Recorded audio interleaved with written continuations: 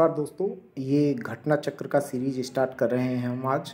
तो देखेंगे ये 2023 का अभी जो लेटेस्ट घटना चक्र आया है, इसको पॉलिटी का हम स्टार्ट कर रहे हैं। दोस्तों पॉलिटी आप देखेंगे तो आपका उत्तर प्रदेश पीसीएस में बहुत ज़्यादा काम आएगा और आपका जो आरओ एआरओ का जो आपका आने वाला है 2023-24 में, ठीक है, उसके लिए ये बहुत ही महत्वपूर्ण साबित होगा।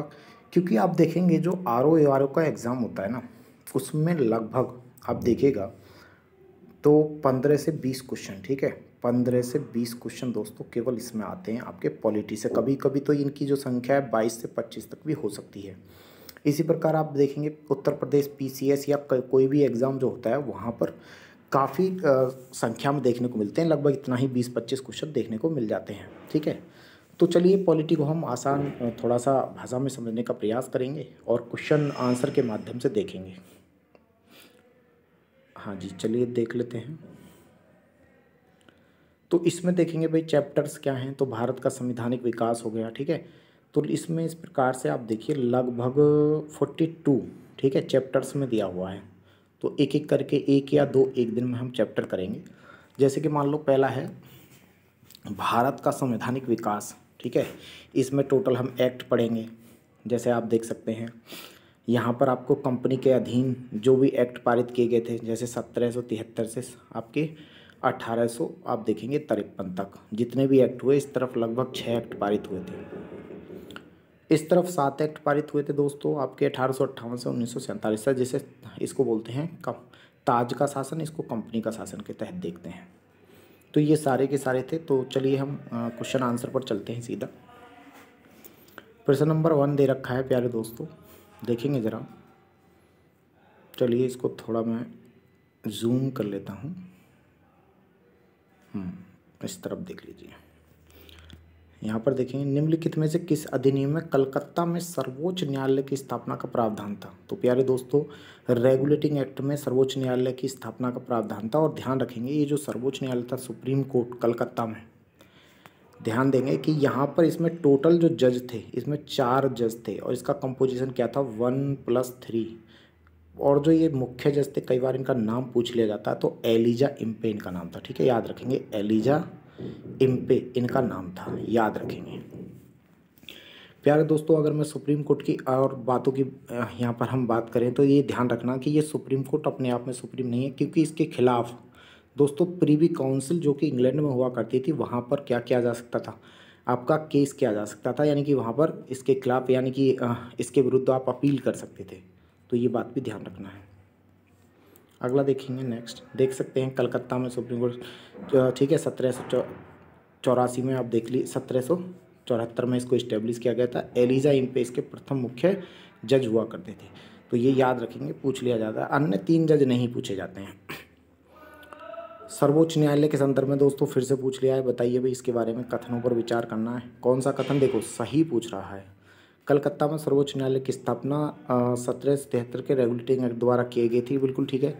लेमनेस्टर इसके प्रथम मुख्य न्यायाधीश थे, ये गलत है, अभी बताया एलिजा इम्पे। तो केवल एक ठीक होगा दोस्तों, इसका केवल एक सही होगा। आगे देखेंगे, व्याख्या दे रखा है ऊपर, देखेंगे ज़रा। यहाँ पर पूछ रहा है भाई आपको बताइए सर्वोच्च न्यायालय की स्थापना कब हुई थी। तो दोस्तों आप देख सकते हैं 1773 का जो रेगुलेटिंग एक्ट था, ठीक है। बोर्ड ऑफ कंट्रोल जिसको हिंदी में लिखा हुआ है नियंत्रक परिषद की स्थापना दोस्तों 1784 में हुई थी पिट्स इंडिया एक्ट के माध्यम से, ठीक है, याद रखना है। इंग्लिश मिशनरियों को दोस्तों भारत में कार्य करने की अनुमति 1813 में दी गई थी। और आप देखेंगे गवर्नर जनरल की परिषद में कानूनी सदस्य की नियुक्ति दोस्तों, तो आप देख लीजिए ये आपका किस में की गई थी, डी में चौथा। तो इसका मतलब क्या हो जाएगा, ए का दूसरा बी का पहला। चलिए आगे देख लेते हैं आंसर क्या बनेगा, ए का दूसरा बी का पहला। यहाँ पर देख लीजिए ए का दूसरा बी का पहला और तीसरा और चौथा बिल्कुल मैच खाते हैं, ठीक है। अगला देखेंगे, ये आप यहाँ पर भी दे रखा है, चाहें तो देख लीजिए एक बार। रेगुलेटिंग एक्ट आ गया भाई आपका, ठीक है, 1773 में सर्वोच्च न्यायालय की स्थापना। पिट्स इंडिया एक्ट में दोस्तों नियंत्रण बोर्ड ऑफ कंट्रोल की स्थापना, ठीक है। चार्टर एक्ट अधिनियम 1913 में इंग्लिश मिशनरियों को भारत में आने की अनुमति दी गई थी। और यहाँ पर एक और बात ध्यान रखेंगे, अंग्रेजी शिक्षा के लिए पहली बार 1 लाख रुपए प्रतिवर्ष खर्च करने का भी प्रावधान था 13 में। ठीक है। 33 में दोस्तों गवर्नर जनरल की परिषद में कानूनी सदस्य की नियुक्ति की गई थी। चलिए आगे देखेंगे इस तरफ।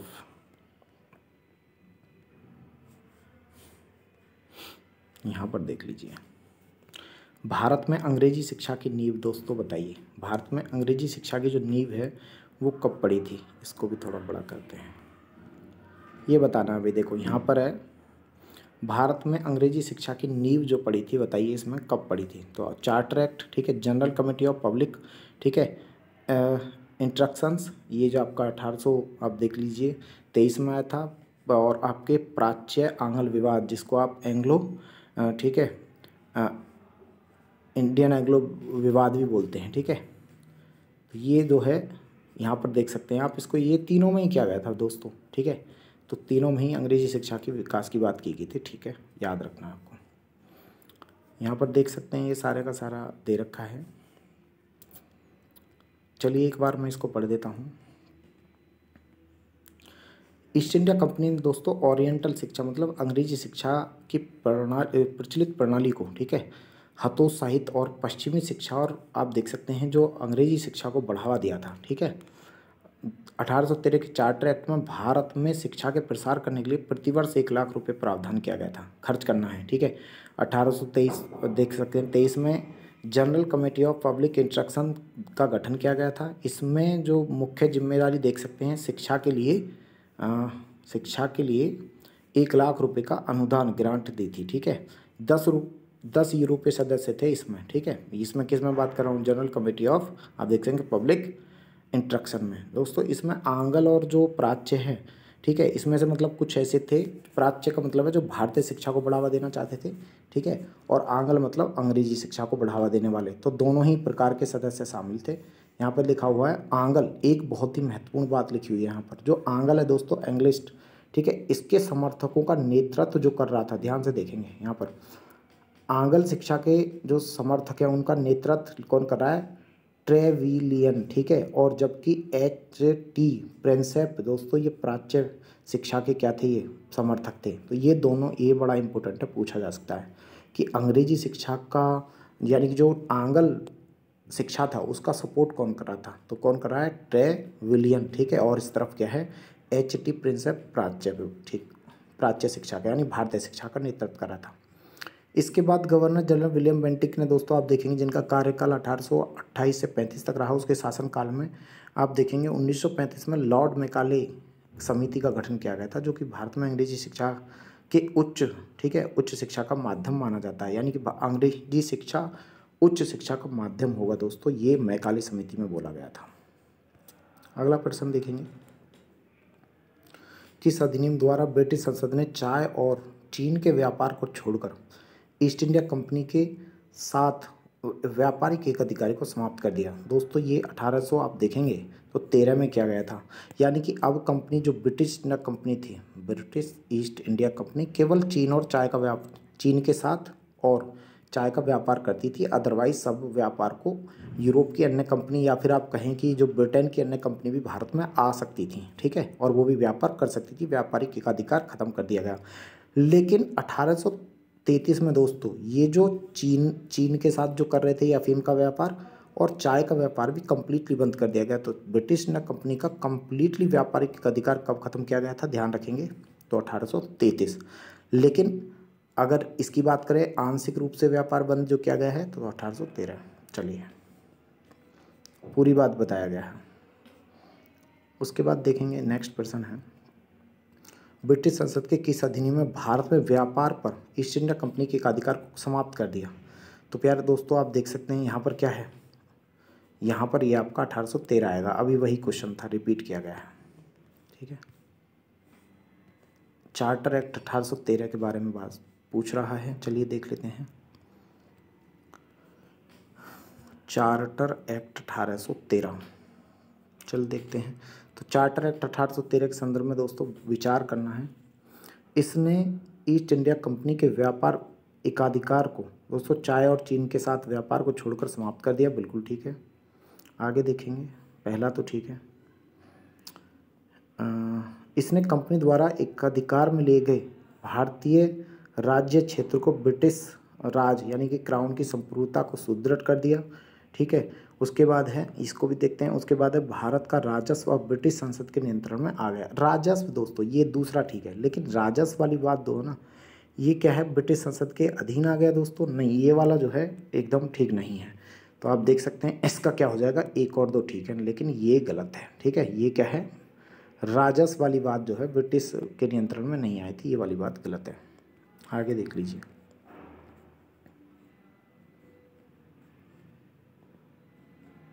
देन इसके बाद देखेंगे किस अधिनियम ने भारतवासियों को अपने देश के प्रशासन में कुछ हिस्सा लेने का मतलब वो किया गया था, यानी कि भारतीय भी अब शामिल होंगे दोस्तों। तो आप देख सकते हैं इसमें जो है 1833 का ही एक्ट है कि भारतीय, आपने देखेंगे कि जो विधि मंत्री के रूप में भी शामिल किया गया था। यहाँ पर देख लेते हैं, चलिए दोस्तों, किसी भी भारतीय को, देखो 1833 की एक धारा थी, उसमें क्या बोला है, धारा 37, जिसमें क्या कहा गया था, किसी भी भारतीय अथवा क्राउन को देश की प्रजा, यानी कि किसी भी क्राउन की जो प्रजा है, देश की प्रजा को अपने धर्म, आप देखेंगे जन्म स्थान, वंशानुगत, वर्ण, कलर के आधार पर कंपनी के अधीन पद से या सेवा से अयोग्य नहीं माना जाएगा। यानी कि अब आप शामिल हो सकते थे इसमें, भारतीय भी, ये इम्पोर्टेंट है, याद रखना है। ब्रिटिश शासन के अधीन दोस्तों, अब आगे आपके आगे वाले जो एक्ट हैं उनको पढ़ लेते हैं। 1858 का एक्ट आ गया यार, इसमें सारी बातें हैं। चलिए प्रश्न नंबर 1861 के उसमें भाई साहब मतलब ये करना है, देखेंगे ज़रा 1861 भारत, इसको बोलते हैं भारतीय परिषद अधिनियम के संदर्भ में सही कथनों पर पूछ रहा है। इस अधिनियम के परिणाम स्वरूप गवर्नर जनरल की कार्यकारी परिषद में कुल सदस्यों की संख्या 7 हो गई। अभी देखते हैं, विधि निर्माण के लिए अतिरिक्त सदस्यों की संख्या कम से कम दोस्तों 6 और अधिक से अधिक 12 कर दी गई। ठीक है जी, अगला देखेंगे, प्रांतीय और केंद्रीय विषयों के किसी तरह का भेदभाव नहीं रखा गया। दोस्तों अगर हम इसमें से देखें, ठीक है, तो आप देख लीजिएगा इसमें क्या बनेगा, आपका बी आंसर बनेगा। केवल और केवल 2 और 3 सही हैं, क्योंकि पहला जो है वो ठीक नहीं है। देखेंगे आप, परिणाम स्वरूप गवर्नर जनरल की कार्य परिषद में दोस्तों जो कुल सदस्य संख्या थी उसको देखेंगे, वो शायद ठीक है, यहाँ पर देख लीजिएगा। भारत परिषद अधिनियम 1861 के द्वारा भारत के गवर्नर जनरल की कार्यकारी परिषद में दोस्तों पोर्टफोलियो प्रणाली कार्य करने वाली, ठीक है, कैबिनेट में बदल गई, जिसमें राजस्व, ठीक है, सैन्य, कानून, वित्त मंत्री और गृह मंत्रालय सहित क्या थे, टोटल 5 सदस्य थे, ना कि 7 सदस्य। ठीक है, और वो आगे की बात तो सारे के सारे हैं ही, ठीक है ना, तो वो दोनों ठीक है, लेकिन इसमें कितने थे ध्यान रखेंगे, उसमें 5 सदस्य थे, ना कि 7 सदस्य। इसके बाद यहाँ पर देखते हैं, ब्रिटिश भारत में सांप्रदायिक प्रतिनिधित्व दोस्तों इसको बोलते हैं कई बार कम्युनल, ठीक है, रिप्रेजेंटेटिव, या फिर इसको कम्युनल अवार्ड के नाम से भी जाना जाता है। कब शुरुआत हुई थी, इसका मतलब है भाई, इसको बोलते हैं सेपरेट इलेक्टोरेट सिस्टम। कब इंट्रोड्यूस हुआ भारत में, यानी कि मुस्लिम ही मुस्लिम को वोट करेगा। तो प्यारे दोस्त, मॉर्ले मिंटो रिफॉर्म आप देख सकते हैं कि 1909 में इसको दिया गया था मुस्लिमों को, ठीक है ना, याद रखेंगे। ये सारा का सारा बता रखा है, मॉर्ले मिंटो रिफॉर्म, भारत में सांप्रदायिक व्यवस्था किया गया था, मुस्लिम ही मुस्लिमों को क्या करेगा, वोट करेगा। फिर से बोला गया है भाई, बताइए, 1909 का अधिनियम संबंधित है पृथक निर्वाह मताधिकार क्षेत्र लागू करने पर, विकेंद्रीकरण पर, द्वैध शासन से। तो बताना भाई आपका पृथक मताधिकार क्षेत्र लागू करने से, ठीक है ना।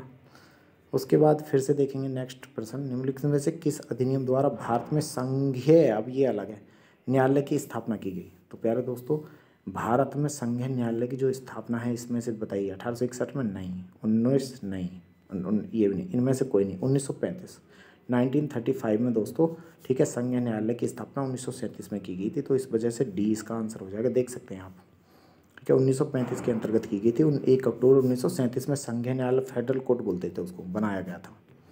अगला देखेंगे, भारत में संघीय न्यायालय की स्थापना किस वर्ष की गई थी। तो अभी बताया 1937 में की गई थी, लेकिन एक्ट पूछे तो 1935 के तहत। भारत में द्वैध शासन की स्थापना दोस्तों किस वर्ष मतलब लाया गया था। तो द्वैध शासन तो दोस्तों आप देख सकते हैं 1919 में लाया था। द्वैध शासन यानी कि विषयों को दो सब्जेक्ट में, जो सब्जेक्ट थे उनको दो वर्गों में बांटा गया। एक को बोला गया था, यहाँ पर देखेंगे, एक को बोला गया था आपका ट्रांसफर सब्जेक्ट और एक को बोला गया था रिजर्व सब्जेक्ट।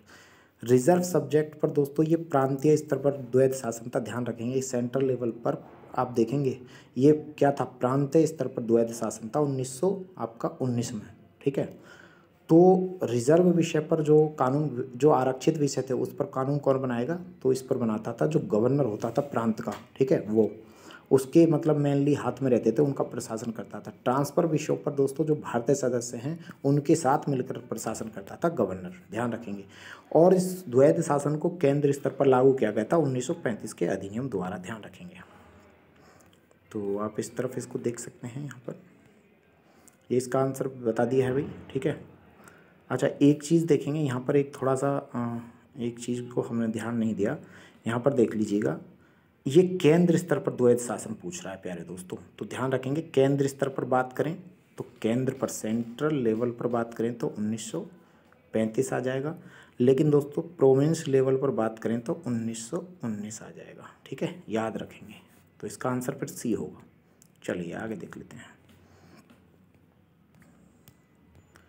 ये बता चुके हैं पूरा का पूरा, प्रांतीय स्तर पर यहाँ पर दे रखा है दोस्तों 1919 के अधिनियम में पारित हुआ था और सब विषयों को दो वर्गों में बांटा गया था। देखेंगे जरा, आरक्षित विषय और ट्रांसफर विषय। ट्रांसफर विषय पर जो प्रशासन करेगा, शासन करेगा, कानून बनाएगा वो गवर्नर भारतीय सदस्य के साथ मिलकर, और यहाँ पर आरक्षित विषयों पर खुद बनाएगा। ध्यान रखेंगे आरक्षित विषय में दोस्तों गवर्नर सारे के सारे महत्वपूर्ण जो आपके विषय थे वो ले रखे थे, ठीक है। और गवर्नर कौन होता था, ब्रिटिश का होता था, ध्यान रखेंगे आपको। आगे देखते हैं, निम्नलिखित में से किस अधिनियम के द्वारा केंद्र स्तर पर द्वैध शासन प्रणाली स्थापित की गई। अभी केंद्र पर बात कर रहा है तो फिर से क्या आ जाएगा 1935, अगर राज्य प्रोविंस लेवल पर 1919 आ जाएगा। 1919 के अधिनियम की निम्नलिखित में से कौन सी विशेषताएं हैं दोस्तों, चलिए थोड़ा सा मैं बता देता हूँ कौन सी विशेषताएं हैं। देखेंगे दोस्तों, प्रांत में कार्यकारिणी सरकार में द्वैध शासन व्यवस्था, दोस्तों प्रांतों में तो आया था बिल्कुल, ठीक है। मुसलमानों के लिए पृथक निर्वाचन व्यवस्था, दोस्तों नहीं, ये कब आई है, 1909 में आया पार्लियामेंट्री रिफॉर्म, तो ये तो गलत है, ठीक है जी।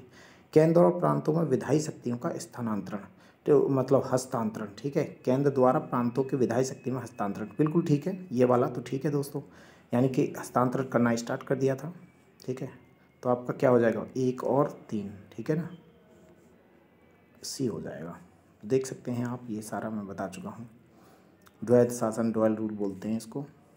चलिए आगे देखते हैं, भारत के इतिहास में द्वैध शासन, डायरकी का सिद्धांत दोस्तों क्या है बताइए। इसमें बोला गया था डायरकी का सिद्धांत, प्रांतीय विधान मंडल का 2 सदनों में विभाजन, नहीं, द्वैध शासन का मतलब ये नहीं है। 2 सरकारें केंद्रीय और राज्य स्तर पर, नहीं, ठीक है, ये भी नहीं है। तो प्रांतों में देख सकते हैं प्रायोजित विषयों को 2 वर्गों में विभाजित करना, डी इसका आंसर हो जाएगा, ठीक है, अर्थ पूछ रहा है उसका। उसके बाद देखेंगे भारत में, देखेंगे यहाँ पर, हाँ जी, भारत सरकार अधिनियम 1919 में प्रांतीय सरकार के कार्य आरक्षित और दोस्तों आंतरिक यानी ट्रांसफर विषयों के अंतर्गत बांटे गए थे, ठीक है। निम्नलिखित में से कौन से आरक्षित विषय में थे, तो ध्यान रखना है दोस्तों, जितने भी महत्वपूर्ण विषय थे वो सारे के सारे आरक्षित में थे। जैसे मान लो न्याय प्रशासन बिल्कुल होगा, भू राजस्व व्यवस्था, इससे टैक्स आएगा, पुलिस भी इम्पोर्टेंट है, लेकिन स्थानीय शासन दोस्तों ये इम्पोर्टेंट नहीं है। तो ये किस में आएगा, ये ट्रांसफर सब्जेक्ट में आएगा, ठीक है ना। तो बताइए कौन कौन सा हो जाएगा, 1, 3 और 4, 1, 3, 4, सी होगा इसका आंसर। चलिए आगे देख लेते हैं। उसके बाद आप आगे देखेंगे नेक्स्ट, निम्नलिखित में से किसने ब्रिटिश भारत में प्रांतीय स्वायत्तता की शुरुआत की थी। तो प्रांतीय स्वायत्तता की शुरुआत किसके द्वारा की गई थी, तो यहाँ पर आप जो प्रांतों को जो दिया गया था दोस्तों, आप देखेंगे आपका 1919 वाला जो एक्ट आएगा, इसके द्वारा ही प्रांतीय स्वायत्तता की बात की गई थी, क्योंकि प्रांत स्तर पर क्या है, द्वैध शासन की बात की गई है, ध्यान रखेंगे। अगला, इसके बाद हम इस तरफ आएंगे, यहाँ पर देखेंगे द्विसदनीय विधायिका दोस्तों, भारत में द्विसदनीय विधायिका बताइए। द्विसदनीय का मतलब है केंद्र स्तर पर 2 सदन होंगे, जिसको पहले बोलते थे सेंट्रल लेजिस्लेटिव काउंसिल, ठीक है, ये वाला, ठीक है। यानी कि अभी जो लोकसभा और राज्यसभा है ये कहाँ से आया है, तो दोस्तों 1919 से आया है ये, ठीक है, ध्यान रखेंगे। भारत में द्वैध शासन, इनके नाम भी देख लीजिए। उस टाइम पे क्या है दोस्तों, तो द्वैध साधन थे, ठीक है। जो विधायिका है, विधान पालिका है, उसके 2 सदन होते थे। ऊपरी सदन को राज्य परिषद, स्टेट काउंसिल ऑफ स्टेट बोलते थे, ठीक है। इसकी प्रथम बैठक प्रथम 5 वर्ष में होती थी। अब ध्यान रखेंगे राज्यसभा का कार्यकाल अभी कितना है, 6 वर्ष है, लेकिन उस टाइम पे 5 था, आप देखेंगे। और उसके बाद है इसमें अधिकतम सदस्य संख्या 60 थी, ठीक है, और 20 सदस्य सरकारी होते थे। निचले सदन का नाम देख लीजिए, सेंट्रल लेजिस्लेटिव असेंबली होता था, ठीक है जी। और उसका आप देखेंगे यहाँ पर, ठीक है, 3 वर्ष के लिए होता था उसका कार्यकाल, यहाँ पर दिखा रखा है, ठीक है। आप वो सदस्य संख्या वगैरह दे रखा है, वो ज़्यादा इंपॉर्टेंट नहीं है। चलिए आगे देख लेते हैं। द्विसदनीय विधायिका फिर से पूछ रहा है, 1919 में आया था भाई, ठीक है। लोकसभा राज्यसभा अभी बाद में इनके नाम कर दिए गए थे, लोकसभा राज्यसभा। आपको इनमें विचार करना है, भी देखेंगे ज़रा। 1919 में मॉन्टेग्यू चैमफोर्ड सुधारों में 21 वर्ष से अधिक आयु के सभी महिलाओं को मताधिकार की संस्तुति की गई थी दोस्तों। अभी देखते हैं, उसके बाद है 1935 के गवर्नमेंट ऑफ इंडिया एक्ट में विधान मंडलों में महिलाओं को आरक्षित स्थानों का प्रावधान था। हाँ, ये बात ठीक है दोस्तों कि इसमें तो था, ठीक है। तो आप देख सकते हैं इसमें जो है केवल 2 ठीक है, ठीक है। पहला क्या हो जाएगा आपका, गलत है, क्योंकि महिलाओं को नहीं था दोस्तों, ठीक है। ये इसमें मताधिकार का नहीं था, केवल और केवल कौन दे सकता था, सीमित मताधिकार था यहाँ तक, ठीक है। केवल जो लोग टैक्स देते थे, पढ़े लिखे थे, वही दे सकते थे, महिला नहीं दे सकती थी। लेकिन इसमें ये बात बोला गया था कि महिलाओं को आरक्षित सीटों का प्रावधान किया जाना चाहिए, तो ये वाली बात सही है, इम्पोर्टेंट है। अगला देखेंगे, इस तरफ देखेंगे, भारतीय सिविल सेवा के संबंध में निम्नलिखित में से कौन सा कथन सही है, ठीक है। सिविल सेवा के संदर्भ में बात कर रहा है, तो देख लेते हैं। भारत सरकार अधिनियम 1919 में भारतीय सिविल सेवा के लिए एक अलग लिखे हुआ है, एक अलग परीक्षा का प्रावधान जो कि भारत में होनी थी, ठीक है। मतलब ये प्रावधान था कि जो सिविल सेवा है उसका एग्ज़ाम भारत में भी होना चाहिए। उसके बाद है सिविल सेवा में दोस्तों 1941 में भारतीयों का प्रतिशत यूरोपियों से अधिक हो गया। चलिए देखते हैं दोस्तों, इसका आंसर आपका क्या है, दोनों ही ठीक हो जाएगा। क्या है भाई, सी आंसर है, ठीक है। तो यहाँ पर अलग उसकी बात की गई थी कि भारत में एग्ज़ाम होना चाहिए, लेकिन ध्यान रखेंगे 1926 में एक ली कमीशन बनाया गया था दोस्तों, ली आयोग दोस्तों। इसके माध्यम से सिविल सेवा की जो है सिविल सेवा आयोग का गठन भी हुआ था। आगे देखेंगे, इससे पहले केवल लंदन में होती थी, ठीक है। चलो देख लेते हैं, एक बार थोड़ा पढ़ लीजिए। भारत में देखेंगे आधुनिक मेरिट आधारित जो सिविल सेवा है, इसका प्रारंभ आप देखेंगे 1854 में लंदन में सिविल सेवा आयोग की स्थापना के साथ हुआ। 1955 में दोस्तों प्रतियोगिता लंदन में ही आयोजित होती थी। 1955 तक भारतीयों की लगातार मांग के बावजूद परीक्षा भारत में न होकर कहाँ पर, लंदन में हो रही थी। अंततः भारत सरकार अधिनियम 1919 के अनुरूप दोस्तों 1922 में पहली बार ये परीक्षा भारत में आयोजित हुई थी। कहाँ पर हुई थी ये भी ध्यान रखना है, इलाहाबाद पहले हुई थी और बाद में दिल्ली में भी हुई थी, ठीक है।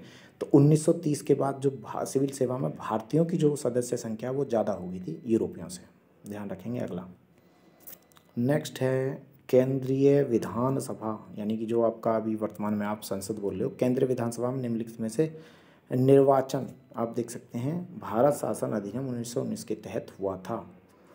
केंद्रीय विधानसभा के केंद्रीय देख सकते हैं विधानसभा काया के निम्नलिखित में से कौन सा से निर्वाचन भारत सरकार अधिनियम 19 के तहत हुआ था। तो प्यारे दोस्त 1937 में जो आपका हुआ था, ठीक है, एक तो ये भी इसके माध्यम से हुआ था, ठीक है। 1926 में भी आप देख सकते हैं कि हुआ था। जो भी है कुल मिलाकर 1919 के बाद जो हुआ है, क्योंकि 35 में तो आ ही गया था आपका, ठीक है। तो क्या आ जाएगा, ए और सी ये आ जाएगा, ठीक है जी, याद रखेंगे।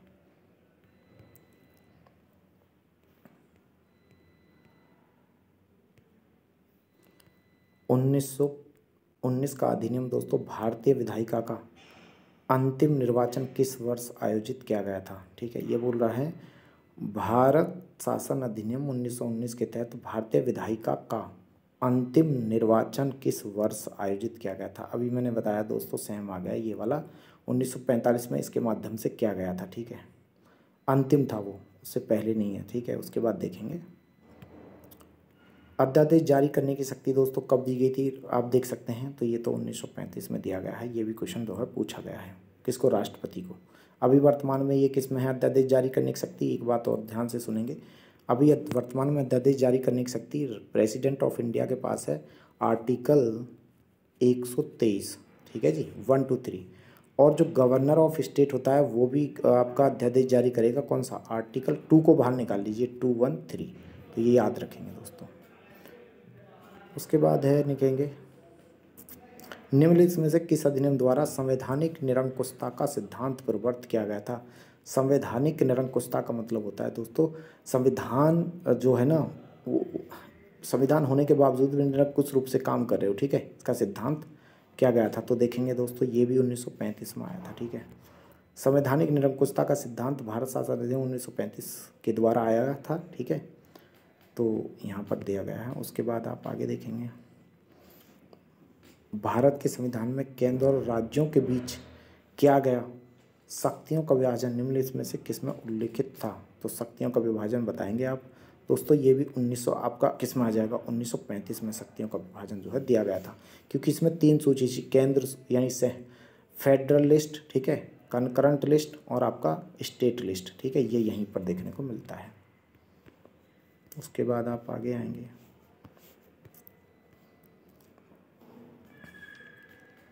भारत सरकार अधिनियम 1935 की मुख्य विशेषता क्या है? अखिल भारतीय सेवाओं का महासंघ था दोस्तों। अवशिष्ट शक्तियाँ प्रांतीय मतलब किसके पास थी? प्रांतीय विधायिकाओं में आवंटित किए गए थे। प्रांतीय स्वायत्तता का सूत्रपात का संकेत था। इसमें द्वैध शासन प्रणाली दोस्तों दिया गया था। नहीं, इसमें देखो केवल और केवल क्या है दोस्तों, अवशिष्ट जो आपकी विषय होते थे वो प्रांतीय विधायकों को आवंटित किए गए थे। अभी अवशिष्ट शक्तियाँ क्या होती हैं? देखो भाई, जो आपके वर्तमान में हमारी जो 7th शेड्यूल है, क्या है वर्तमान संविधान में 7th शेड्यूल जो है उसमें दिया हुआ है डिवीज़न ऑफ पावर। ठीक है, या डिस्ट्रीब्यूशन ऑफ पावर। और उसमें 3 लिस्ट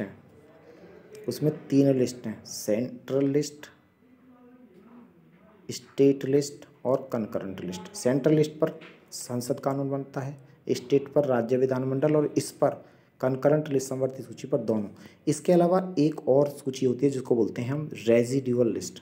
ठीक है, रेजिड्यूअल मतलब आप अतिरिक्त जो आपका अवशिष्ट विषय है दोस्तों, इस पर कानून बनाने का जो अधिकार है वो अभी संसद के पास, किसके पास है? केंद्र सरकार के पास। उस टाइम पर प्रांतों के पास हुआ करता था, ध्यान रखेंगे। एक संघीय लिखेंगे, एक संघीय और केंद्र में दोस्तों द्वैध शासन लागू किया गया था।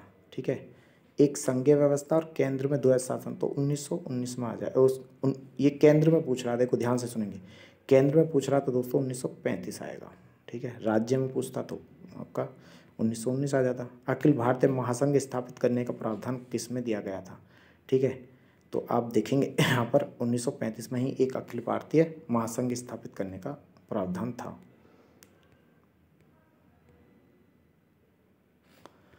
यहाँ पर एक मिनट के लिए आप थोड़ा सा ध्यान से देखेंगे दोस्तों, यहाँ पर देखिएगा, ये यहाँ पर गलत पूछ रहा है। ठीक है, क्योंकि जो है ना, ये अखिल भारतीय महासंघ की स्थापना की गई थी, बिल्कुल ठीक है, प्रांतीय स्वायत्तता दी गई थी प्रांत, ठीक है, और प्रांतीय स्तर पर द्वैध शासन व्यवस्था को समाप्त करके केंद्र स्तर पर लागू किया गया था। तो अवशिष्ट शक्तियाँ दोस्तों ये प्रांतों की, ये गलत था, ये केंद्र के पास होती थी, आज भी केंद्र के पास है। ध्यान से सुनेंगे, वो हमने ठीक से नहीं देखा था। चलिए आगे देख लेते हैं। अखिल भारतीय महासंघ की स्थापना फिर से पूछ लिया, 1935 में आ गया। उसके बाद आप इस तरफ देख लीजिएगा, भारत में संघीय शासन की व्यवस्था, तो वही आ गया, 1935 में आ जाएगा। ठीक है जी, उसके बाद है 1935 के दिनों द्वारा स्थापित संघ में अवशिष्ट शक्तियाँ किसके पास थी? तो केंद्रीय विधायिका के पास। ये आपके यहाँ पे दिया हुआ है, हाँ, अवशेष शक्तियाँ मतलब किसके पास हैं? तो यहाँ पर देखो एक चीज़ ध्यान रखना है, यहाँ पर देखो गवर्नर जनरल दिया हुआ, तो याद रखेंगे। ठीक है, गवर्नर जनरल के पास ही रहेंगी वो। ठीक है, उसके बाद है यहाँ पर